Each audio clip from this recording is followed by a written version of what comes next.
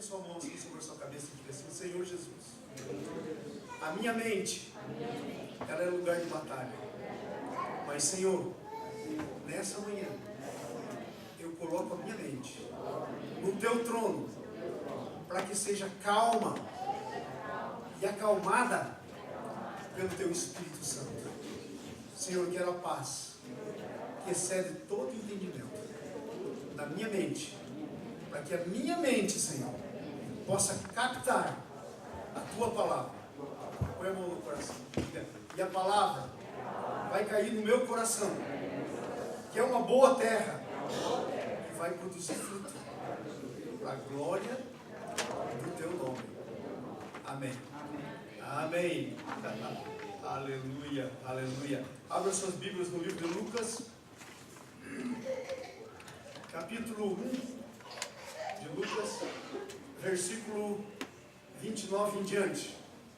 Lucas 1, 29 em diante. Amados,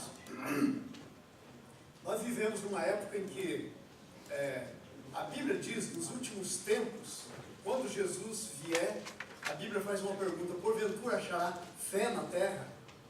A Bíblia diz que vai ser como nos dias de Noé, não tinha fé na terra, Deus mandou um dilúvio e destruiu. Então, aí, na chegada, na vinda de Jesus, o negócio vai ser assim, bem complicado. Porque uma das coisas que vai estar acontecendo é que a fé genuína vai ter desaparecido da face da terra. E sabe uma das coisas que faz desaparecer a fé da face da terra? É a religião. Deus, Jesus, quando veio aqui, Ele não veio instituir uma religião. Eu lembro, eu já falei aqui na igreja, deixa eu falar isso de novo. Uma vez eu estava em Foz do Iguaçu e eu tinha um grupo de professores da universidade, um grupo familiar. Nós nos reunimos um dia da semana, os professores da universidade, e a gente tinha estudo bíblico com eles. E um dia uma senhora, nós tínhamos todo tipo de gente, nós tínhamos espíritas, nós tínhamos católicos, nós tínhamos evangélicos, crentes, tudo que é tipo de gente no grupo. Era um grupo grande de professores da universidade. E uma senhora que era budista, um dia eu disse assim: o que vocês querem que a gente medite na semana que vem? O que vocês querem que eu leia, que eu medite com vocês na semana que vem? Rapaz, eu me arrependi depois de ter feito a pergunta. Uma senhora budista levantou a mão, uma professora, e disse assim: eu quero que o senhor fale qual é a diferença de cristianismo para todos o resto das religiões. Porque tem tanta religião. Qual é a diferença? Qual é a diferença? Eu sei que você é cristão, qual é a diferença de ser cristão para tudo o resto? Eu falei: Jesus. Esse é um assunto polêmico. E vocês sabem que religião e futebol é capaz de dar briga, né? Não se discute. Tem esse ditadozinho no Brasil que futebol, religião, não se discute. Porque é um negócio sério. Eu falei: o que eu tinha que perguntar? Aí eu fui para casa muito preocupado, pensando: Senhor, e agora como é que eu saio dessa? Me abençoa. E eu estava lá orando e lendo, e eu estava lendo Hebreus, capítulo 1, 2, 3, eu estava lendo o Novo Testamento, já tinha chegado em Hebreus. Quando eu cheguei em Hebreus, a Bíblia começa a falar da pessoa de Jesus. E aí ficou claro de uma maneira que até aquele dia, isso já faz muitos anos, até aquele dia faz 20 e tantos, mais de 20 anos, eu não tinha visto com clareza o que eu entendi naquele dia. E Deus falou para mim: olha, a diferença do cristianismo para todas as outras religiões é que as outras religiões são conceitos que você tem que guardar na tua cabeça e aí você sair praticando pelas tuas próprias forças. Então, por exemplo, o budismo é um negócio bacana pra caramba como conceito. Não diz para você matar ninguém, é um negócio legal. Agora o budismo tem um problema, é que o Buda disse assim: olha, aqui estão os ensinamentos, agora você vai e viva. Sabe qual que é o problema do budismo e qualquer outra religião? É que na hora de viver os conceitos, nós temos um negócio chamado natureza pecaminosa, que o apóstolo São Paulo disse lá em Romanos 6, por exemplo, 7, desaventurado homem que sou, o bem que eu quero eu não faço, o mal que detesto esse faço. se você for honesto com você mesmo, você vai ver que isso acontece na tua vida. Quantas coisas que você não gostaria de fazer e você faz. Então, as religiões são compostas de pontos de vistas, de ideias que você tem que fazer, mas o cristianismo não. O cristianismo é uma pessoa, é a pessoa de Jesus. Você pode ser budista sem o Buda, porque o Buda nunca prometeu para ninguém que ele ia viver a vida dele, que ele ia morrer e depois ele vinha para viver a vida dele em você. Jesus prometeu isso. Cristianismo é Jesus vivendo a vida dele em você. É você vivendo não pela tua vida, mas pela vida dele. Cristianismo é uma pessoa, não é um monte de ideias. E sabe, eu comecei dizendo para vocês que nós estamos num tempo que a fé está desaparecendo por causa da religião. E uma coisa que está acontecendo com o cristianismo é justamente isso.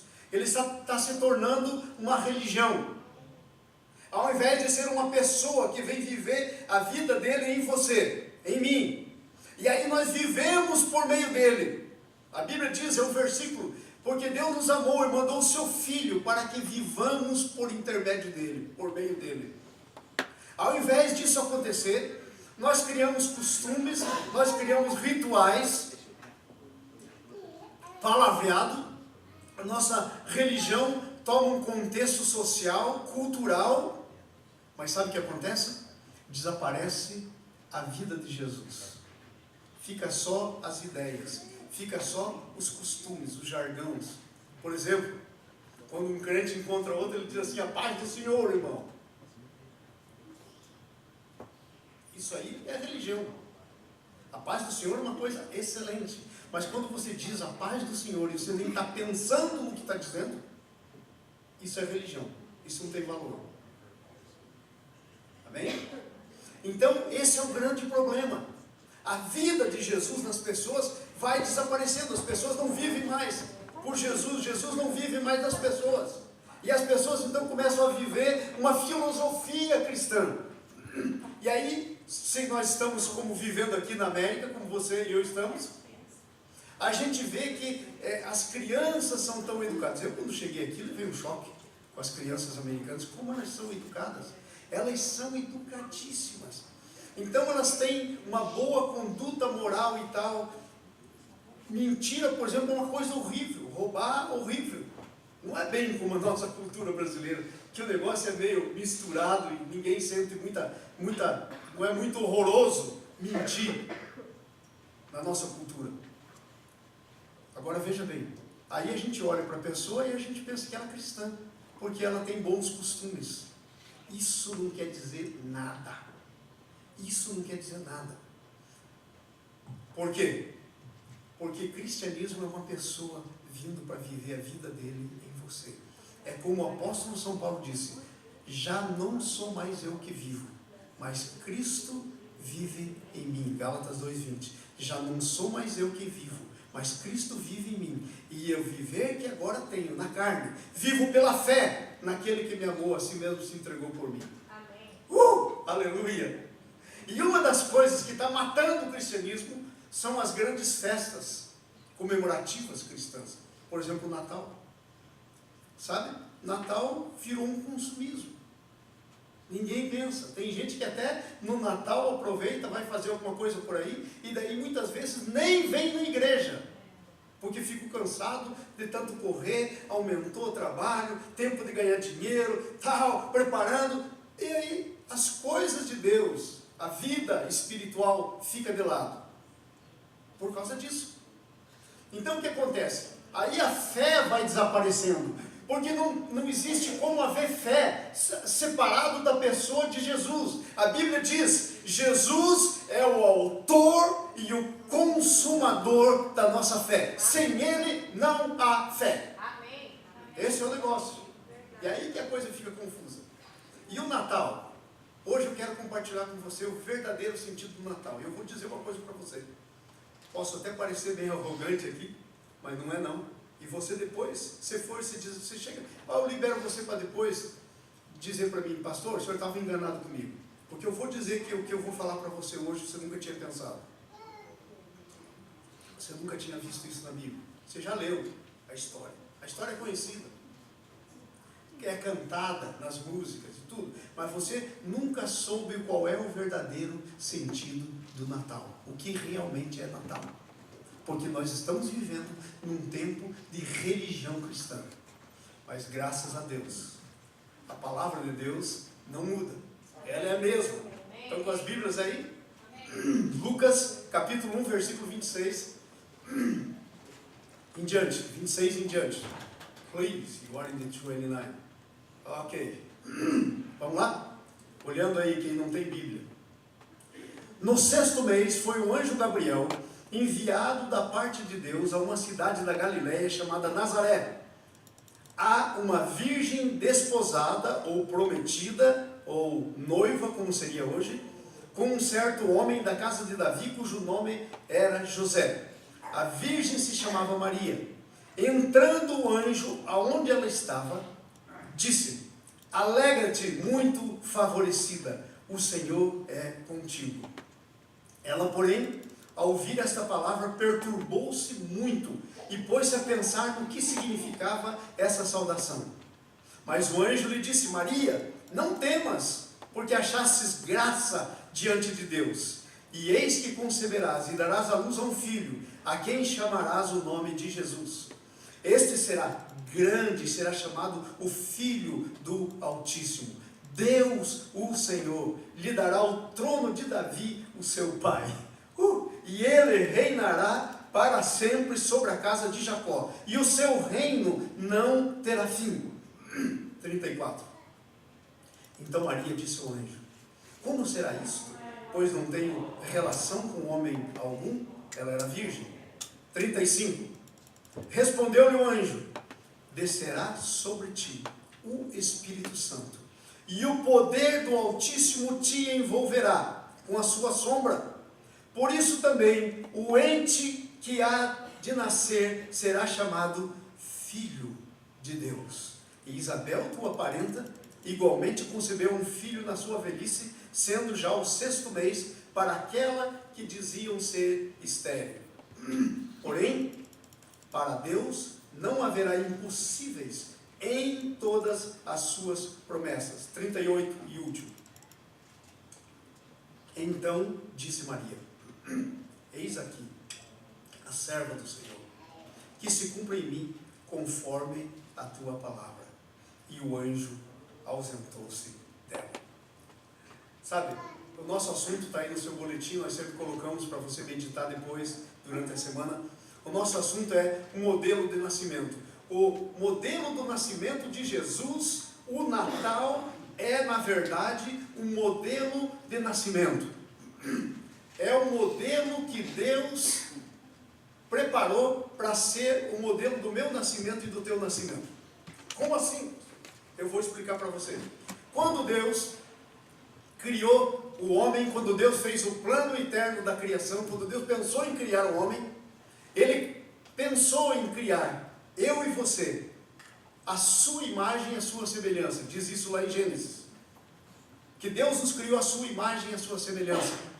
E o propósito de Deus era muito mais do que ter criaturas à sua imagem e semelhança. O propósito de Deus era criar filhos, era ter muitos filhos à semelhança do seu único filho, o Filho de Deus. No princípio era o Pai, o Filho e o Espírito Santo. Vou dar uma introduçãozinha rápida, não é esse o assunto, mas às vezes você não entende disso, você precisa entender isso. O Pai, o Filho e o Espírito Santo existe em um só Deus. É o chamado mistério da Trindade. A gente não entende isso perfeitamente. A gente vai entender quando chegar lá no céu. Aqui na terra, a gente precisaria ser um pouco maior do que eu e você para entender isso. Mas o mistério da Trindade é assim: Deus é uma pessoa e Ele é o Pai. O Espírito Santo é uma pessoa, não é uma força. A Bíblia diz: não entristeçais o Espírito Santo. Só uma pessoa pode se entristecer. Ela é uma pessoa. Ela é o Espírito Santo. O Filho é uma pessoa. O Filho se fez carne e nasceu de Maria. Essa é a história que nós estamos lendo, a história do nascimento dele. O Pai nunca nasceu. O Espírito Santo nunca nasceu.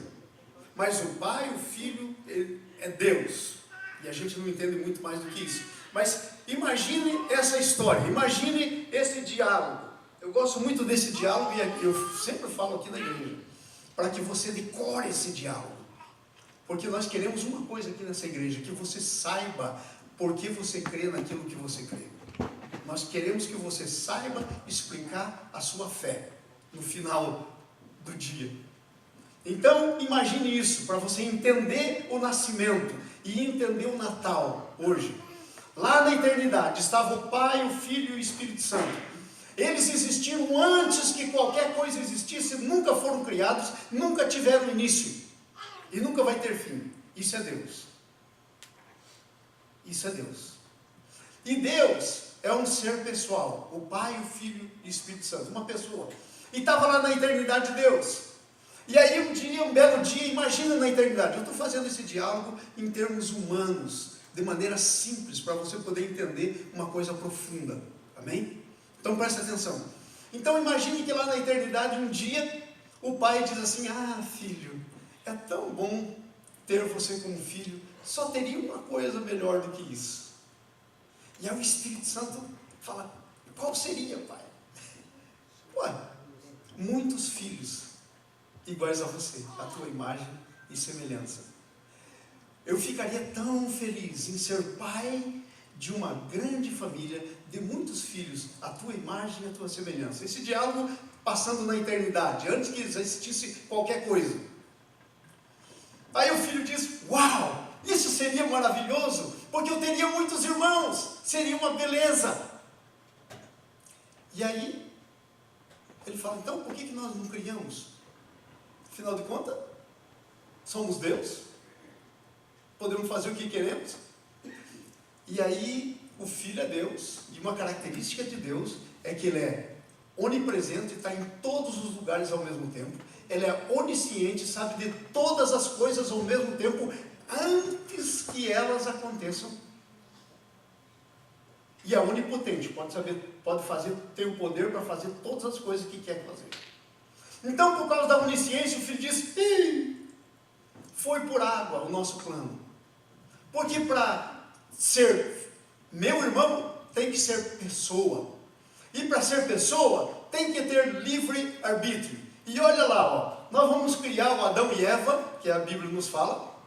Isso já aconteceu, já é história. E nós vamos colocar ele lá no jardim. E olha o que eles vão fazer. Eles vão comer do fruto, eles vão desobedecer. E lá no jardim do Éden, tinha duas árvores, a Bíblia nos diz. Uma do conhecimento do bem e do mal, e uma árvore chamada árvore da vida. E quando Deus estava criando o ser humano, Ele queria uma pessoa, mas muito mais do que uma pessoa. Você é uma pessoa. Mas muitas vezes, sabe qual que é o seu problema? Igual o meu. Muitas vezes você tem um problema igual ao problema que eu tenho. Sabe qual que é o problema que eu tenho? Às vezes eu não me entendo. E sabe por que eu não me entendo? Porque eu sou uma criação demasiadamente maravilhosa, tão profunda que eu nem consigo me entender. Às vezes eu não me entendo. Porque no propósito de Deus, Deus queria uma pessoa, mas muito mais do que uma pessoa. Ele queria uma pessoa espiritual. Ele queria uma pessoa que se tornasse filho. Ele queria uma pessoa com a natureza dele em si. Então, nesse processo da criação, ele criou Adão e a Eva, colocou no paraíso e colocou ali uma árvore da vida, árvore do conhecimento do bem e do mal. Agora presta atenção nisso. Olha aqui todo mundo para mim, presta atenção. Se você não entender isso, você não vai entender o resto. Quando o homem estava no paraíso, o homem era uma pessoa completa, 100% pessoa, mas ainda não era filho de Deus. Ele era uma criatura de Deus. Na árvore da vida estava a vida de Deus. Abre um parênteses rapidinho aí. Por que você é filho do seu pai e da sua mãe? Porque você tem o DNA. O DNA é a vida do seu pai e da sua mãe. Você pode negar que você é filho do seu pai e de sua mãe, pode queimar o seu corpo, virar cinza, ainda assim a tua cinza vai dizer que você é filho do seu pai e da sua mãe, por causa da vida que veio do seu pai e da sua mãe e está em você. Isso é o resultado da vida deles.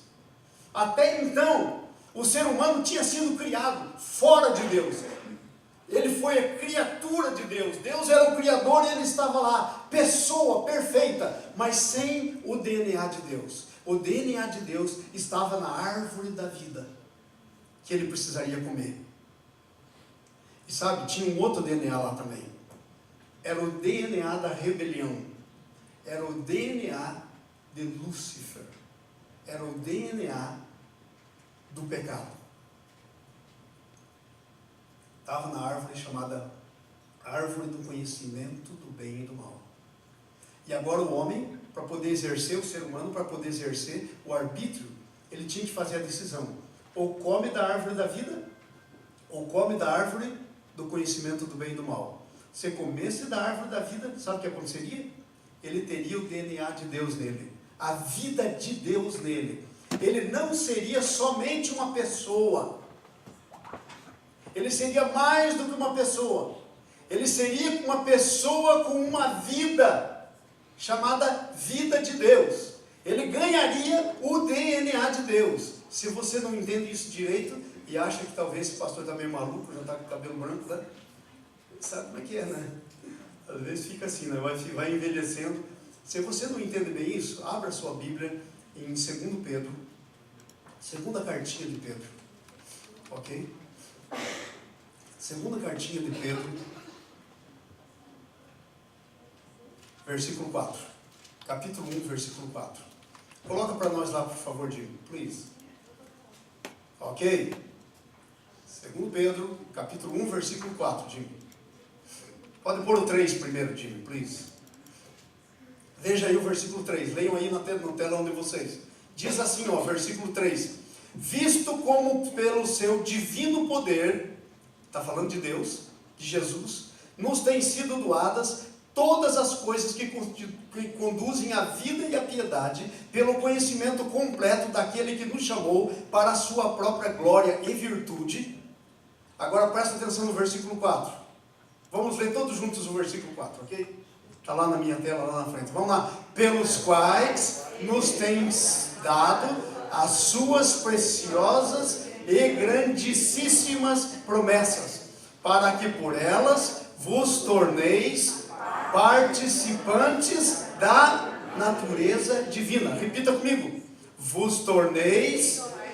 Não, ele está fraco. É um negócio tão poderoso. Vamos falar muito alto, todo mundo. Fala, solta a voz. Não é pecado falar alto na igreja. Vai lá. Vos torneis participantes da natureza divina. Esse é o propósito de Deus para você, para mim, para o ser humano, que a gente se torne participante da natureza divina. Lá no Éden, lá no jardim, o Adão e Eva, eles eram criaturas de Deus. Se eles comessem da árvore da vida, eles se tornariam participantes da natureza divina.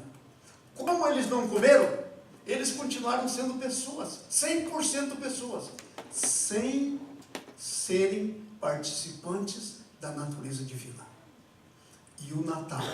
E agora nós entramos na mensagem, sabe por quê? Como professor eu não consigo ensinar diferente. Você precisa ter o contexto para você poder colocar as ideias no lugar. Então deixa eu dizer para vocês, esse é o contexto no qual vem o Natal. O contexto do Natal é esse. Como é que você nasce em termos de como é que você recebe a natureza divina? O Natal conta para a gente isso. Então todo mundo, por causa do pecado, ficou pessoa perfeita, sem, porém, ser uma pessoa completa, sem ter a natureza divina. E por isso ela não é completa. É por isso que as pessoas dizem assim, eu estou sentindo um vazio. Ou por isso que as pessoas dizem assim, eu preciso me encontrar. Porque as pessoas não estão completas. É como que um buraco. lá dentro. E um dia eu estava lendo um livro e eu li uma frase que eu gostei tanto, que dizia que no coração de cada ser humano há um buraco do tamanho de Deus. A única coisa que pode completar a vida do ser humano é Deus. E sabe, isso é uma coisa que tem que ser experimentada por cada ser humano. Ninguém pode experimentar um pelo outro. Porque isso é uma decisão que tem que ser feita. Como Adão e a Eva fizeram a decisão de comer da árvore do conhecimento do bem e do mal, da rebelião. E daí a rebelião entrou no nosso coração. Agora eu e você temos que fazer uma decisão de comer da árvore da vida, que é a pessoa de Jesus. De receber Jesus como nosso Salvador. E o Natal é a explicação do processo, como é que isso acontece. Uau! Amados, nós fazemos as coisas baseadas na natureza que nós temos. Meu filho Felipe está lá atrás, faz assim, Felipe. Assim, alto, Felipe. Levanta a mão, Felipe. O Felipe tinha aí uns, eu lembro como se fosse hoje, ele tinha aí uns 3 meses ou menos. E eu estava lá, pai bobo, primeiro filho, né? Brincando com o Felipe, né? Com uma chupetinha assim, eu lembro como se fosse hoje, essa imagem está na minha mente. Eu estava lá brincando com o Felipe, com a chupetinha, punha a chupetinha na boca dele, tirava, tá?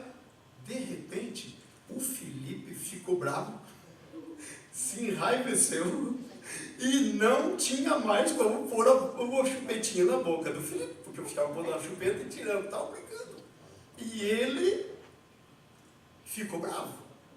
E aí Deus falou comigo naquele dia. Eu disse, mas quem que ensinou esse negócio para esse menino? Ele tem 3 meses. Sabe o que era? Era a manifestação da natureza pecaminosa dele. Você quando peca, quando erra, quando faz o que você faz, você não faz para ser, você faz porque você é.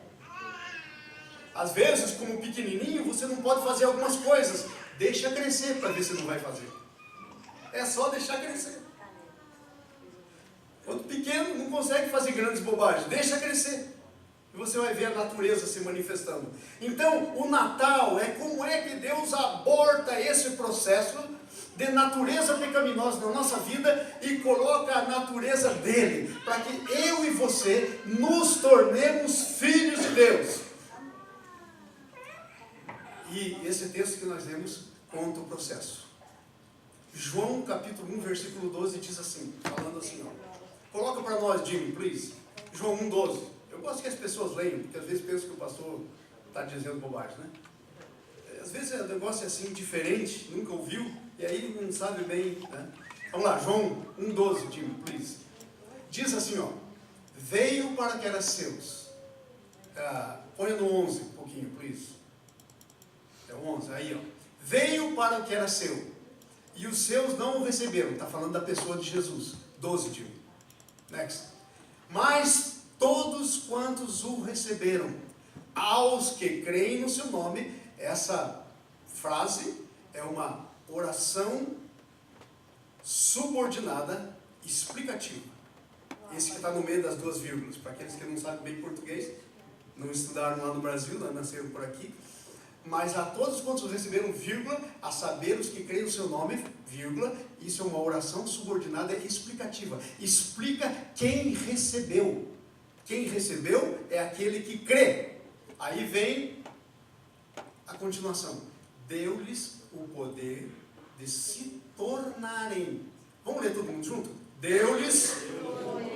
Gente, nós precisamos aprender esse negócio. Coisa poderosa, a gente lê com convicção. Vamos lá? Deu-lhes o poder de se tornarem filhos de Deus. Os que creem nele recebem o poder de se tornarem. Gente, hello! Ninguém pode se tornar se já for. Se você já é, você não pode se tornar. Para pensar. Você não pode se tornar. Esse ditado ridículo, diabólico, que é o diabo que sugere, ai, todo mundo é filho de Deus, negativo, todo mundo é criatura de Deus. Filho de Deus é quem recebeu Jesus, porque recebeu o poder de ser feito, não era.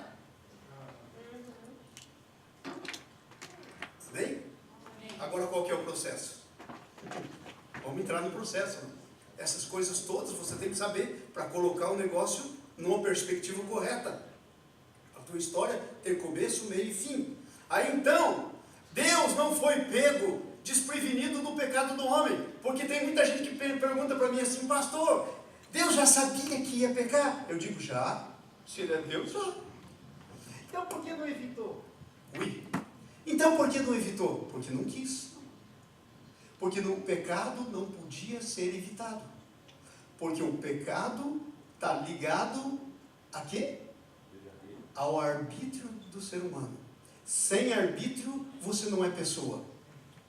Deus podia criar você e eu um robozão, muito parecido com uma pessoa real, mas sem arbítrio. E nós iríamos fazer tudo o que Ele queria que a gente fizesse. A gente não iria fazer o que a gente queria fazer. Por que o Adão comeu da árvore que Deus disse não coma e entrou na rebelião? Porque quis. Porque decidiu. Porque decisão é parte do arbítrio. Porque isso é o que é parte de ser pessoa. Ele não fez enganado. O diabo foi lá e tentou, mas ele comeu porque quis. E a Eva também. Não houve engano nesse negócio. Houve decisão. Agora presta atenção. No processo de a gente agora nascer de novo, também é necessário decisão. E como é que é o processo? Agora nós temos um negócio muito interessante aqui na história. Presta atenção nessa história. Nós temos agora Deus criando o homem, e o ser humano então agora foi feito, e ele é uma pessoa, e uma pessoa tem corpo, alma, não, uma pessoa tem corpo e alma. Dentro da sua alma está as suas emoções, a sua razão, a sua inteligência, a sua decisão, os seus sentimentos, está dentro da sua alma. Ok? Mas Deus criou para ser a sua imagem e semelhança. Então a pessoa precisa ter um espírito. Ok? Mas o espírito, a vida de Deus no espírito, vai ser vivida no espírito da pessoa. Então você existe como corpo, alma e espírito. Mas por causa da falta de vida de Deus no teu espírito, nós estamos, como a Bíblia diz, Efésios 2:10, por exemplo, estamos mortos nos nossos delitos e pecados. Espiritualmente mortos. Somos pessoas genuínas andando por aí. Tem dois tipos de gente andando. Pessoa morta andando espiritualmente e vivo andando espiritualmente. Filhos de Deus e criaturas de Deus. Não responda. Quem é você? Filho de Deus ou criatura de Deus? É uma resposta pessoal. Não tem nada a ver comigo, nem com ninguém. Agora veja lá no Lucas. Qual é o processo então? Vamos ao processo, ok? Do Natal. Qual é o modelo de nascimento? Então, temos nós aqui, mas nós não temos o Espírito. E estamos perdidos. Agora Jesus, quando veio para essa terra, o nome dele, antes dele vir, era Filho. Existia o Pai, o Filho e o Espírito Santo. E aí, no tempo de Deus, a Bíblia diz, na plenitude dos tempos, Jesus veio, o Filho se fez carne. E como é que foi isso? Presta atenção, ele já existia. Ele era o Criador. Ele foi Criador de você, de mim. Ele foi Criador de Maria. João capítulo 1, versículo 1 em diante, diz assim: no princípio era o verbo estava com Deus e o verbo era Deus. Todas as coisas foram feitas por meio dele, e sem ele, nada do que foi feito se fez. Inclusive Maria, do qual ele nasceu. Então o processo foi assim: um dia, lá existia o Filho, chegou a plenitude dos tempos. Então o Filho veio, e a Bíblia nos diz, no texto que nós lemos, o Espírito Santo encobriu Maria, cobriu ela com a sua sombra, e gerou em um dos óvulos da Maria a parte humana do Filho, que ele até então não tinha. E aí o Filho se fez carne. E o Verbo, João capítulo 1, versículo 14. E o Verbo se fez carne. Não foi feito, se fez. Não foi feito, se fez carne e habitou entre nós. Então olha só agora, o Espírito Santo cobre Maria e vem então e gera no ventre de Maria uma pessoa que até então não existia. Jesus não existia como homem, ele existia como Deus. E agora ele nasce. E quando ele nasce, ele está nascendo um ser que tem duas naturezas, humana e divina. Ele é 100% homem e ele é 100% Deus. E sabe por quê que o Espírito Santo teve que gerar ele no ventre de Maria? Porque se o José enviasse seu espermatozoide e fecundasse um óvulo de Maria, como fez depois, não sei se vocês sabem aí, tem muita gente que não sabe, mas Maria, depois que Jesus nasceu, teve vários filhos, está até o nome deles escritos aí no Evangelho, e filhas. Jesus nasceu quando ela era virgem, mas o casamento é abençoado perante Deus, então eles tiveram mais filhos. Mas esse filho que nasceu, gerado pelo Espírito Santo, foi gerado no óvulo de Maria, não podia ser do espermatozoide de José, porque senão teria, sabe o quê? A natureza que eu e você temos quando nascemos, natureza do pecado. Quando você pega uma semente de psigueiro, é uma semente grande, e você planta, e cresce, vai produzir maçã, vai produzir segundo a sua espécie. Vai produzir segundo a sua espécie. Então, quando nós nascemos dessa árvore, do Adão e Eva. Nós nascemos no pecado. O pecado faz parte da nossa natureza. Mas Jesus foi gerado pelo Espírito Santo. Ele nasceu sem pecado. Ele nasceu, sabe em que posição que Deus colocou Jesus nessa terra? Na posição que ele colocou um dia o Adão lá no paraíso, com uma diferença. O Adão no paraíso não tinha a vida de Deus nele. O Jesus que nasceu entre nós, ele nascido de novo. Porque ele nasceu de quem? Do Espírito Santo. Então, quando Jesus estava nascendo de Maria, é um negócio interessante. Presta atenção aqui, ó. Jesus nascendo de Maria, estava acontecendo duas coisas. Primeiro, quando Jesus nasceu de Maria, estava nascendo alguém que já existia. Uou! Claro, como filho, ele já existia. Foi até ele que fez o próprio corpo humano dele. Como Deus, o Filho. Então, estava nascendo alguém que já existia. Mas, por outro lado, estava nascendo alguém que nunca existia antes. Porque ele nunca tinha tido corpo antes. Ele nunca tinha sido pessoa humana antes. Ele era pessoa espiritual. E aí que está a grande coisa do Natal para você.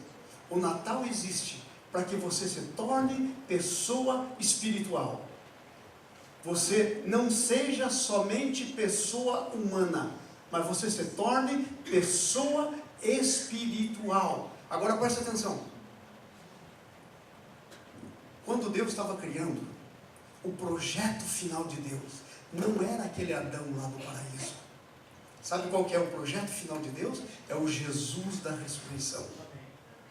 Aquele que nasceu de Maria, viveu a vida inteira aqui, morreu, ressuscitou. E ele ganhou um corpo glorificado. Querem ver como é que é esse processo? Como é que a Bíblia fala desse processo? 1 Coríntios capítulo 15, por favor, Jimmy. 1 Coríntios capítulo 15, para a gente poder ler como é que diz aí. Versículo 35. Eu quero só fazer a leitura sem comentários, ok? 1 Coríntios 15, 35 em diante. Veja lá. 15, 35, Jimmy, please. 1 Coríntios, está em Crônicas. Ok, New Testament, Jimmy.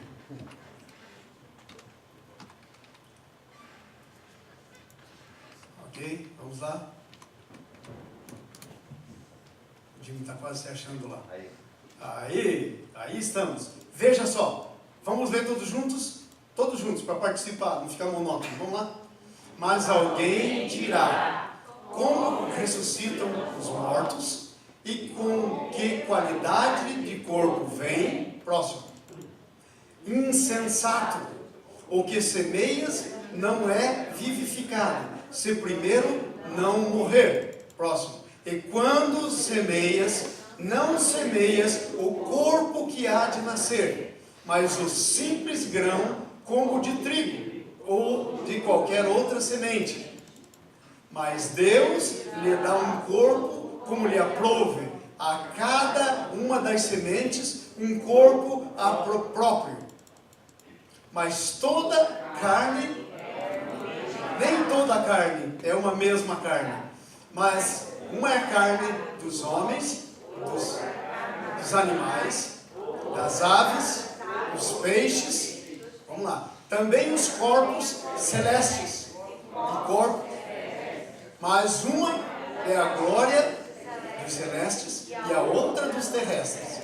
Vamos lá, uma é a glória do sol, outra da lua, outra a glória das estrelas, porque uma estrela difere em glória de outra estrela. Assim também é a ressurreição. É ressuscitado em incorrupção. Vamos para frente. Semeia-se em ignomínia ou desonra, e é ressuscitado em glória. Semeia-se em fraqueza, e é ressuscitado em poder. Vamos lá, Jimmy. Semeia-se corpo animal. Errei. Olha aqui para mim. Esse corpo que você tem é natural ou animal? Semeia-se corpo animal ou natural. E é ressuscitado.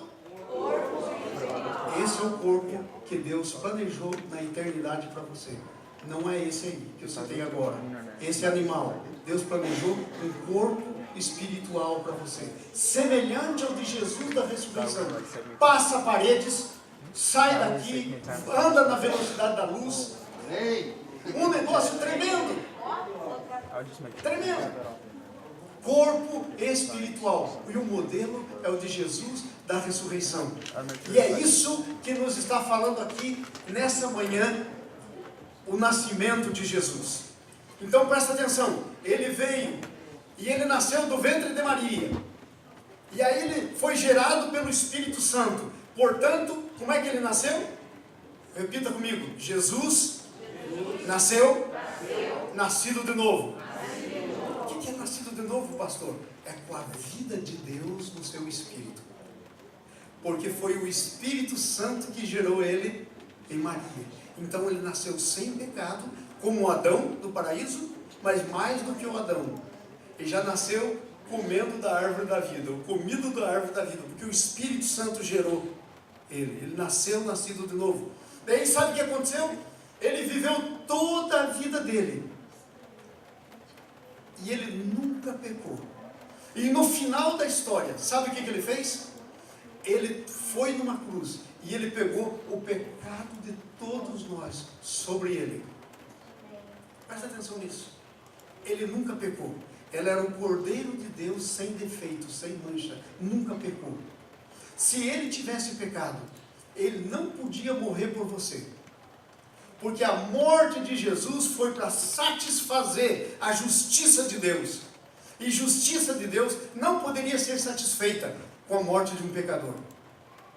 Por isso que você e eu, ainda que decidamos morrer, para a gente ir para o céu não adianta. A gente é pecador por natureza. Então veio Jesus. E quando ele estava na cruz, todo o nosso pecado foi derramado sobre ele. E daí sabe o que ele disse lá na cruz? Ele disse assim: Deus meu, por que me abandonaste? Sabe por que ele disse isso? Porque Deus não pode ficar onde está o pecado. Deus saiu dali e ficou só ele. Porque agora ele não tinha pecado, mas o meu e o pecado teu estavam sobre ele. Agora, presta atenção nisso. Talvez seja duro para você ouvir isso, mas é verdade. Você foi quem matou Jesus. O teu pecado. Não, pastor, eu nem estava lá. Como é que eu matei? Se o teu pecado não caiu sobre Jesus, pobre de você, você não tem salvação. Porque sem que o seu pecado seja tratado e a justiça de Deus seja satisfeito, você não pode ser salvo. Não tem salvação. Então é bom para você que você tenha matado Jesus. Mas tem um problema. Jesus morreu por todos os seres humanos dessa terra. E sabe o que acontece? Tem muitos deles que não o recebem. Mas a todos que o receberam, deu-lhes o poder de serem feitos filhos de Deus, a saber, os que creem no seu nome. Tem gente que não recebe. E aí, se ele morreu, se você, teu pecado, matou Jesus, e você vai a Jesus e se diz assim: Senhor, olha o que eu fiz, eu me arrependo, e eu quero receber da tua vida, eu quero morrer contigo, eu aceito que eu estava no Senhor na cruz, porque literalmente, sabe o que é a cruz?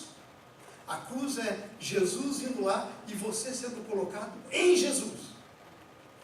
E aí, se você está em Jesus, todo o teu pecado, tudo que você cometeu está em Jesus. E aí, sabe o que aconteceu na cruz? Ele morreu. E se você está em Jesus, sabe o que aconteceu? Você morreu com Ele. A única maneira de você nascer de novo é você morrer com Jesus. E aí, se Jesus morreu, você morreu com Ele. E você está nele. E Ele morreu. Mas Ele não ficou na morte. Sabe o que aconteceu com Ele? Ele ressuscitou. E você está em Jesus. Sabe o que aconteceu com você? Você nasceu de novo. E agora, a vida de Deus é colocada em você, nesse processo. O Espírito Santo. E sabe como é que é esse processo do novo nascimento? A Bíblia diz que é exatamente igual ao nascimento de Jesus.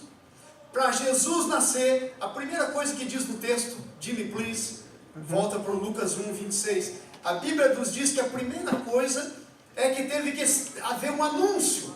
Um anjo de Deus foi anunciar para Maria que Jesus ia nascer. Olha aqui para mim. Para você poder nascer de novo, a primeira coisa que você tem que fazer é ouvir a palavra de Deus.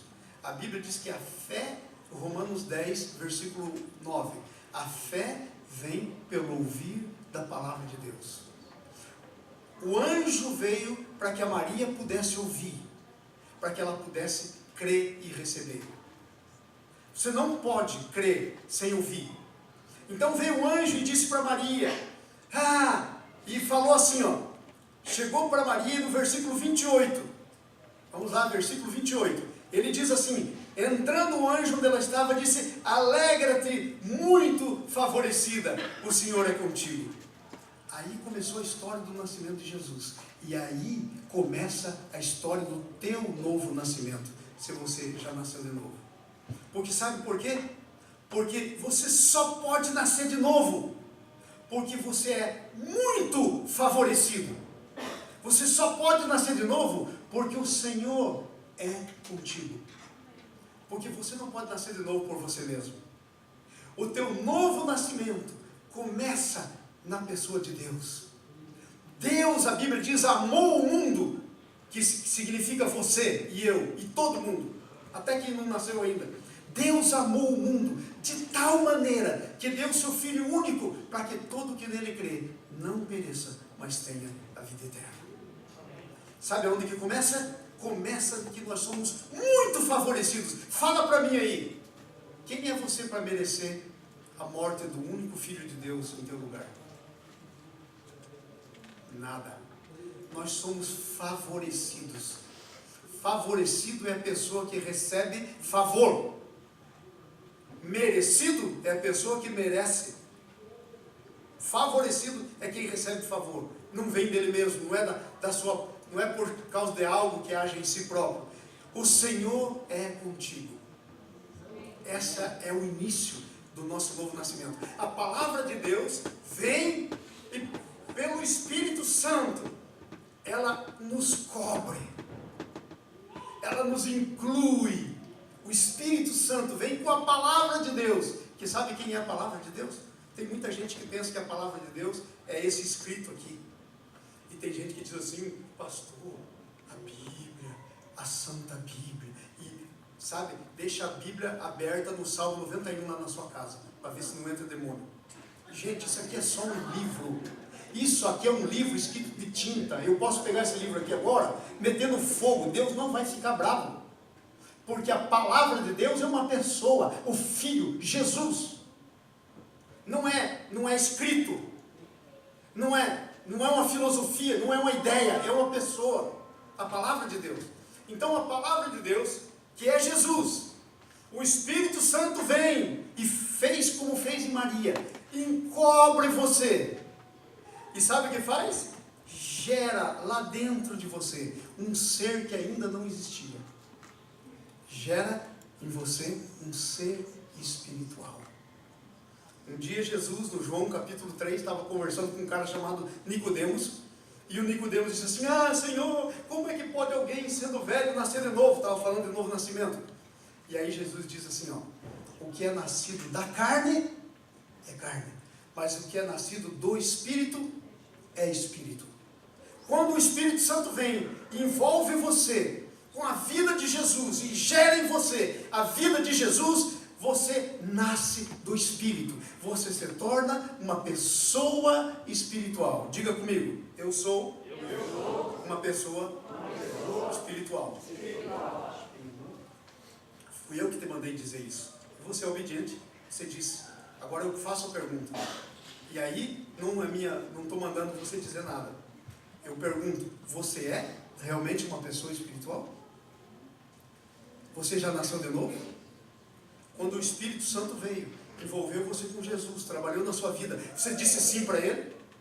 Você recebeu? Mas a todos quantos o receberam, a saber, os que creem no seu nome, deu-lhes o direito de serem feitos filhos de Deus.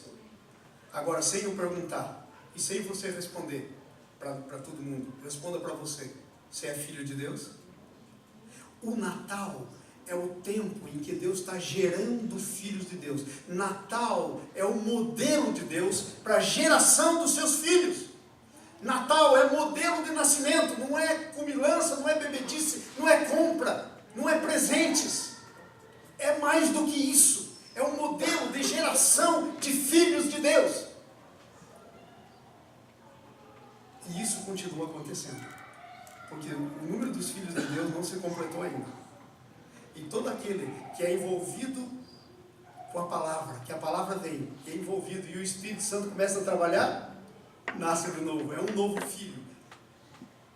Nasce como um ser espiritual. E daí sabe o que vai acontecer? Esse corpinho nosso vira cinza. Mas sabe o que vai acontecer?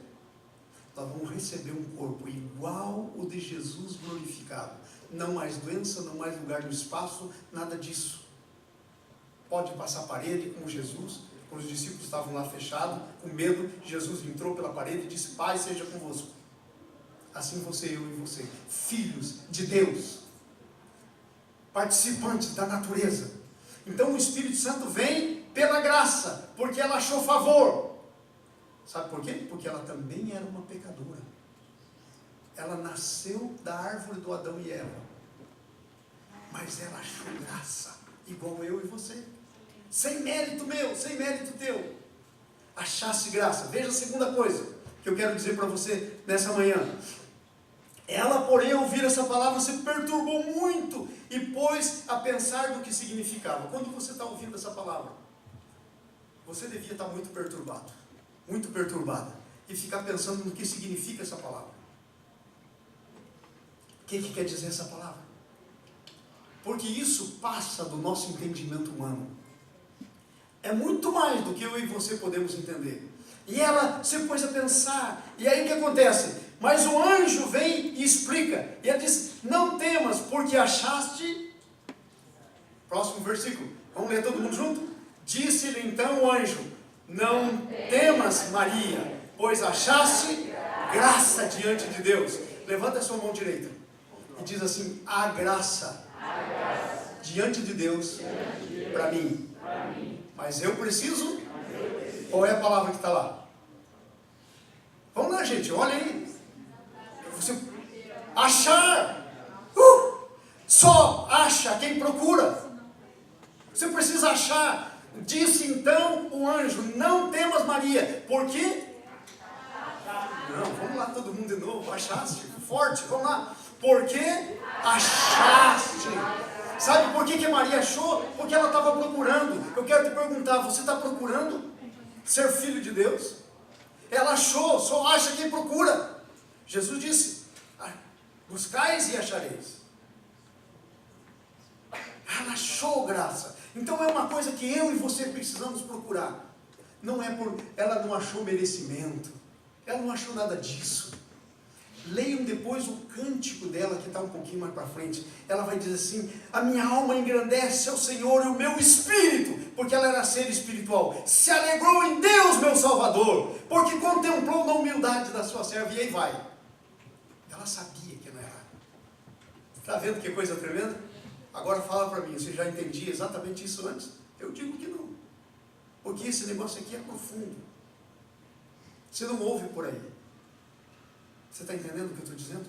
Isso é ensino. Com raízes profundas na Bíblia. Agora veja só. Achou graça. E eis que conceberás e darás à luz um filho. E o seu nome será chamado Jesus. E ele será chamado Filho do Altíssimo. Deus, o Senhor, lhe dará o trono de Davi. Está falando agora de Jesus, o homem. Sabe quem é você agora? Se você recebeu Jesus, se você procurou e achou graça e nasceu de novo, você é simplesmente filho do Altíssimo. Agora aqui para nós, por que a gente vive essa vidazinha sem nexo, sem sentido, do jeito que a gente vive, sendo filhos do Altíssimo, filhas do Altíssimo? A gente tem problema de identidade, pessoal. Nós temos que começar a parar para pensar. Nós não podemos seguir fazendo coisas que é incompatível com quem eu sou. Nós não podemos. Nós temos que fazer coisas compatíveis com o que nós somos. Nós somos filhos, filhas do Deus Altíssimo. Vocês estão entendendo? Nós precisamos cair na real. Eu fui buscar ontem alguém no aeroporto, o sobrinho da Vera. Faz assim, diga o seu nome aí alto. Rafael. O Rafael está fazendo um doutorado em genética aqui nos Estados Unidos. Genética, doutor em genética. Presta atenção, a gente vinha conversando com ele da programa do futebol lá no Brasil, as coisas, conversando habilidades. E a sem vergonhice que é. Gente que vai no estádio já sabendo que quer fazer vandalismo. Gente que viemos falando da corrupção. Então sabe o que acontece? Nós somos filhos e filhas de Deus no meio dessa geração perversa. E a Bíblia tem um versículo que diz: salvai-vos do meio dessa geração perversa. Não compactue com ela. Não se torna aquele que dá um jeitinho. Não se torna aquele que passa a mão.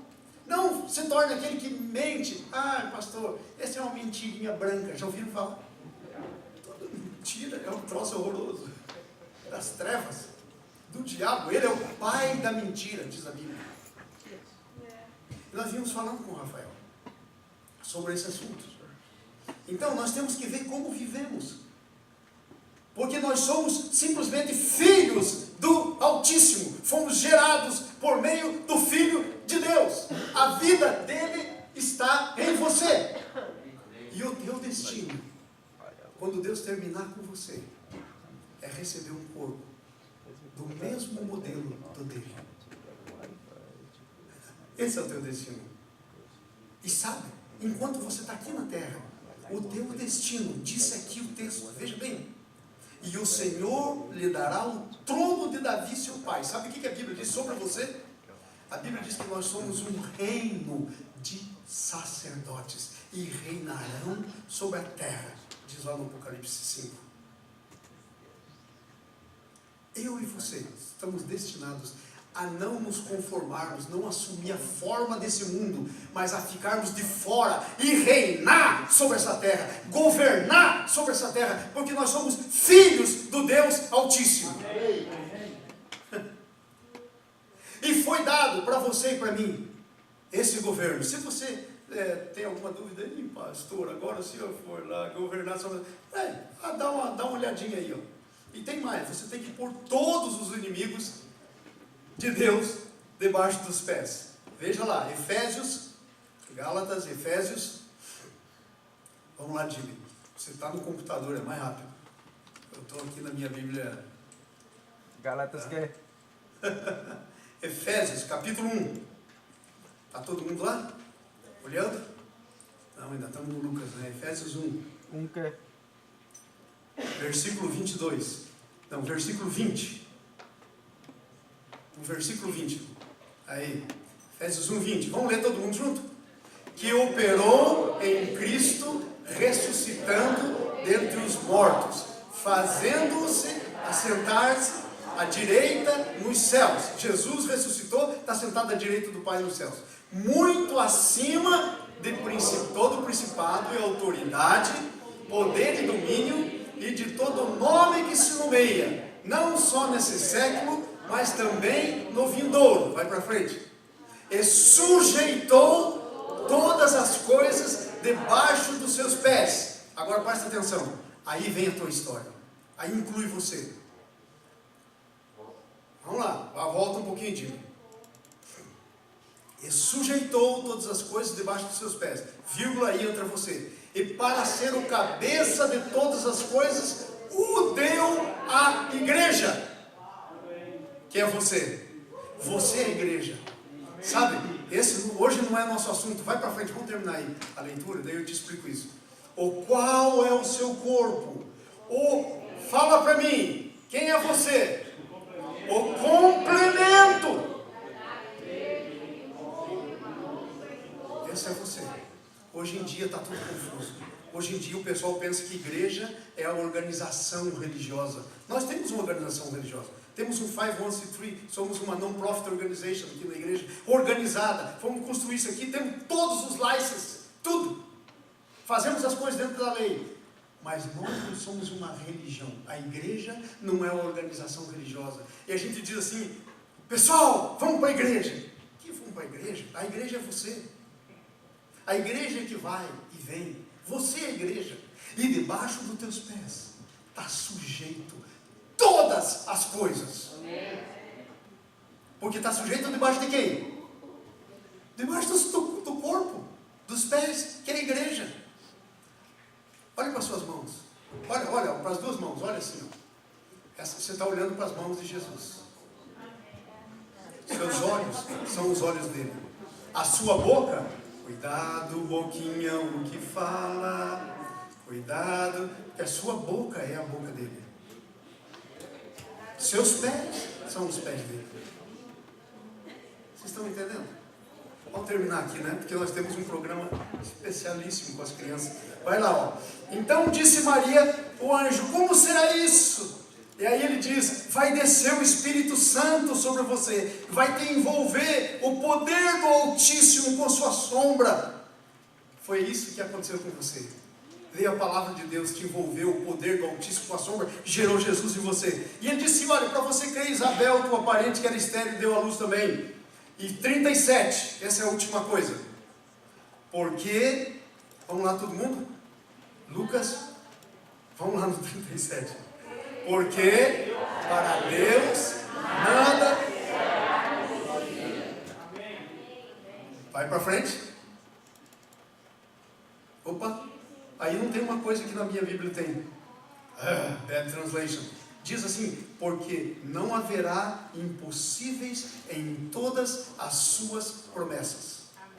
É promessa de Deus para você. Você ser feito filho. Você se tornar filha. Com direito ao que ele tem. E agora encerramos. O que você vai dizer depois disso? Disse então Maria. Faça igual Maria. Eu quero dizer para você. Infelizmente eu descobri uma coisa triste. Eu estou terminando. Eu descobri que tem muito cristão, tem muito crente que não gosta de Maria. Não fala nunca dela, fala do São Pedro, fala do São João, fala de tudo, São Lucas, mas não fala de Maria. Maria é o melhor exemplo. E sabe, se você ama Maria, você não pode dizer que você ama Maria sem você seguir o exemplo de Maria. Olha lá o texto, Jimmy. Você não pode dizer que você ama Maria sem seguir o exemplo dela. Então disse Maria: eis aqui a serva do Senhor. Cumpra-se em mim segundo a tua palavra. E aí o anjo se ausenta, não tem mais nada para fazer. Ele vai embora. O que você vai dizer hoje amanhã, nessa manhã? O que você vai dizer? Eis aqui o servo do Senhor, faça-se em mim segundo a tua palavra. Eis aqui o servo do Senhor. Curva a sua cabeça, em nome de Jesus. Em nome de Jesus. As crianças já estão prontas, elas vão entrar. Mas antes eu quero orar com você. Not yet. Hold on a little bit. Okay, Clyde. Aquela música, aquela tremenda de adoração. Curva a sua cabeça, feche seu olho, em nome de Jesus. Não deixe nada te perturbar, porque você tem que dar uma resposta. Porque se você não der uma resposta, você já deu a resposta. Tua resposta é não. Você vai dizer como Maria: eis aqui a serva do Senhor, faça-se em mim segundo a tua palavra. Qual vai ser a tua palavra nessa tarde, nessa manhã de hoje? Curva a sua cabeça. Essa é a sua decisão. Natal é o modelo de nascimento de Jesus. Você quer nascer de novo? E aí, pastor, como eu faço? Acabou de ouvir. Você está ouvindo de Jesus? Diga: Senhor, eu quero que o Senhor venha, gere a tua vida em mim. Eu quero que o Senhor venha viver a tua vida em mim. Eu quero ser igreja. Eu quero ser habitação tua. Diga isso. Vamos lá? Todo mundo de olho fechado. Esse é um momento individual. A salvação é individual, porque Jesus morreu especificamente por cada um de nós. Se você quer dizer como Maria: faça-se em mim a sua vontade, levanta a sua mão, eu quero orar com você. E a gente encerra. Amém, aleluia, aleluia, aleluia. Senhor, no nome de Jesus, as nossas mãos estão levantadas. Senhor, nós queremos ser como Maria. Faça-se em nós segundo a tua vontade. Obrigado por esse Natal, porque Natal é aprender a ser igual a Maria, é aprender a dizer: eis aqui a serva do Senhor, eis aqui o servo do Senhor, faça-se em mim segundo a tua vontade. Senhor, nessa manhã, gera nova vida aqui nesse lugar, gera nova vida em nome de Jesus. Amém e amém.